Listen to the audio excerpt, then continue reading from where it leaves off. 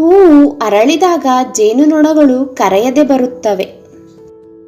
ಎಲ್ಲ ಮಾರ್ಗಗಳ ಮೂಲಕ ದೇವರನ್ನು ಅರಿತುಕೊಳ್ಳಬಹುದು. ಎಲ್ಲ ಧರ್ಮಗಳು ಸತ್ಯ. ಮುಖ್ಯ ವಿಷಯವೆಂದರೆ ಚಾವಣಿಯನ್ನು ತಲುಪುವುದು. ನೀವು ಕಲ್ಲಿನ ಮೆಟ್ಟಿಲುಗಳ ಮೂಲಕ ಅಥವಾ ಮರದ ಮೆಟ್ಟಿಲುಗಳ ಮೂಲಕ ಅಥವಾ ಬಿದಿರಿನ ಮೆಟ್ಟಿಲುಗಳ ಮೂಲಕ ಅಥವಾ ಹಗ್ಗದ ಮೂಲಕ ತಲುಪಬಹುದು. ನೀವು ಬಿದಿರಿನ ಕಂಬದ ಮೂಲಕವೂ ಏರಬಹುದು.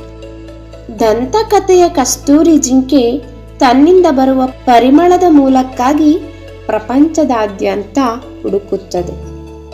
ಹಂಬಲವು ಗುಲಾಬಿ ಮುಂಜಾನೆಯಂತಿದೆ. ಬೆಳಗಾದ ನಂತರ ಸೂರ್ಯ ಬರುತ್ತಾನೆ. ಹಂಬಲದಿಂದ ದೇವರ ದರ್ಶನವಾಗುತ್ತದೆ. ದೇವರು ಎಲ್ಲೆಲ್ಲೂ ಇದ್ದಾನೆ, ಆದರೆ ಅವನು ಮನುಷ್ಯನಲ್ಲಿ ಹೆಚ್ಚು ಪ್ರಕಟವಾಗಿದ್ದಾನೆ. ಆದ್ದರಿಂದ ಮನುಷ್ಯನನ್ನು ದೇವರಂತೆ ಸೇವೆ ಮಾಡಿ. ಅದು ದೇವರ ಪೂಜೆಯಷ್ಟೇ ಒಳ್ಳೆಯದು.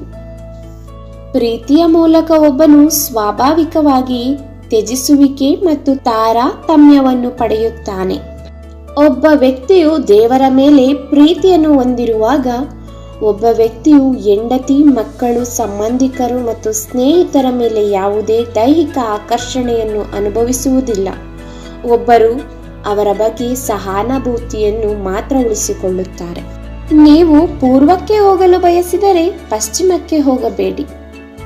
ಸತ್ಯವನ್ನು ಹೇಳುವ ಬಗ್ಗೆ ಒಬ್ಬರು ಬಹಳ ನಿರ್ದಿಷ್ಟವಾಗಿರಬೇಕು. ಸತ್ಯದ ಮೂಲಕ ದೇವರನ್ನು ಅರಿತುಕೊಳ್ಳಬಹುದು.